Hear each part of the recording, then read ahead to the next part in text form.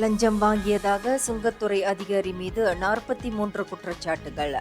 2017ஆம் ஆண்டு தொடங்கி 2022ஆம் ஆண்டு வரை மொத்தம் 69,350 ரிங்கிட்டை லஞ்சமாக பெற்றதாக அரசு மலேசிய சுங்க இலாகா அதிகாரி மீது இங்குள்ள செஷன்ஸ் நீதிமன்றத்தில் குற்றச்சாட்டுகள் சுமத்தப்பட்டன. நீதிபதி மியோர் சுலைமான் அஹ்மத் தர்மிசி முன்னிலையில் இந்த 43 குற்றச்சாட்டுகளும் கிட்டத்தட்ட 1 மணி நேரம் வாசிக்கப்பட்டது.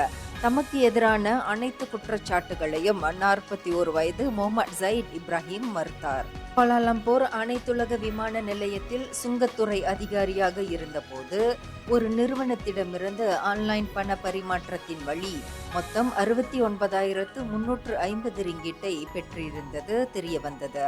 அந்த நிறுவனத்தின் லோரிகள் KLIA கார்கோ பிரிவிலிருந்து பொருட்களை ஏற்றி வரும்போது அதனை சோதனை செய்யாமல் இருப்பதற்காக இந்த கையூட்டு அவருக்கு வழங்கப்பட்டிருக்கிறது என்று குற்றப்பத்திரிகையில் தெரிவிக்கப்பட்டிருக்கிறது. இந்தியர்களின் இதய குரல் மக்களோசை.